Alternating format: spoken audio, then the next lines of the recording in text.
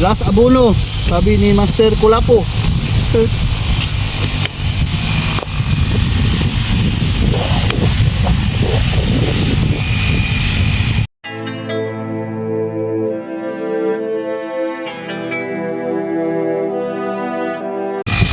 Gandang umaga kabalay. Kung makita nyo, dito yung si Ate Princess. Ngayon lang siya nakasama dito sa bukid kasi nandun siya sa kanyang lola. Siya yung nagbabantay sa lola niya. Tapos yung pinsan niya kararating lang, may humahalili na, kaya ngayon lang siya nakasama. At di niya alam kung paano maglagay ng abono. Anak, dili man to. Anak, mais imong yabuno anak. Kugon man na.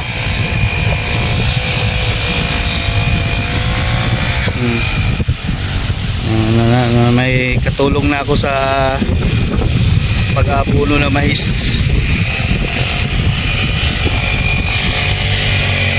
Ito yung ano, kunti na lang, maliit na lang area. Kahapon nakabuno na kami doon sa kapit may likod ng bundok. Tapos na magabuno. Tapos ito siya sa nagabuno muna. Sa kabila naman di si Master Tata, nilinis na yung area para tamnan ng talong. Konti lang yung talong, pangkain lang. Practice muna.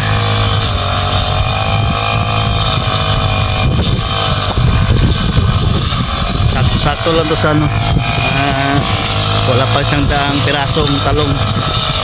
Kapag patubo lang kasi walang mapaglipatan, kaya pinalinis ko na lang dito para dito na ilipat yung talong. Matapos mamawer to, malinis na to dito, pararo, tapos ilipat na yung talong.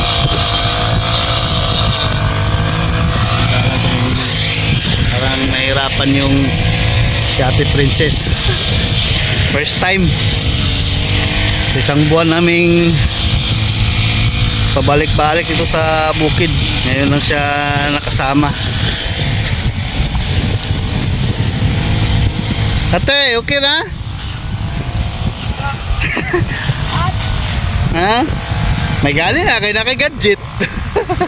Nakay gamit pa, dali na pag-abuno. Kasi itong mano-mano, nabili lang namin to sa Shopee. Mura lang, tsaka laking tulong din. Sa puno. Bugat. Bigat daw kabalay. 5 kilo yung kinarga niya eh. Ako gapon tayo, 15 kilos ta kung dala gapon. Mulang dali binuman. Sayon! Mabuno na punta! Yung batang nakatira sa buos namin, yung apo ni Master Tata, si Boy Kugwapo. Bantayan ang kumbangag dia, kinarabay landaan dia. Kabalay oh. Dumi pa. Kaya ito daw, sabi ni Master Tata, imawer niya itong gitna, saka araruhin para malinis talaga. Balik ka, linya. Linya. Hindi lang. Hindi na ako din nakaya, kaya ako na po. Palit. Papa na naman daw. Nahirapan siya. Gamay na lang ni. Sige, mabigat daw. Diyan kabalay, napami nabilin nga abono, among giabono sa limon. Gamay na lang jud kaayo. Nga abono si Ate Princess. Natangtang. Mo na problema kabalay, matangtang. Amo nang gikluhan. Loy kayong lubi gapon tay bit sa baka. Gibanggaan na po sa baka, wa pa man nanubong madika. Tubo na dibili na ulig ko na kay mong maligi pagkabalayon, tubo no. Dapat tong lubi. Yuk na. Kapaubos. Ay gidola. Lubi sa Wala na? papatubos ba? Iba ka ni ba? Wala na, titibas na lang ganina. Namo ang good. Tayki.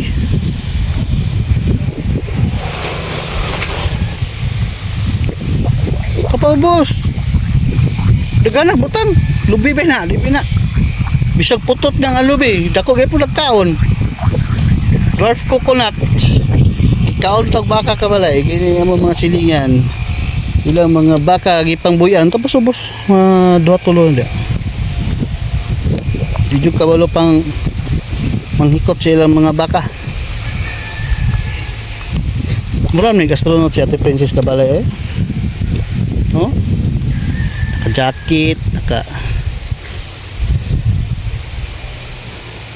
Wala itanong he.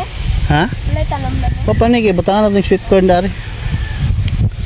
Manya pa niya gusto daw katapusan. Moingon ni Master.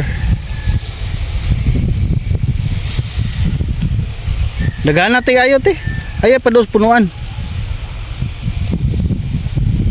Balikin niyo ba no? Para mahurot na. Gamay lang kayo na. May butang to. Bangyom.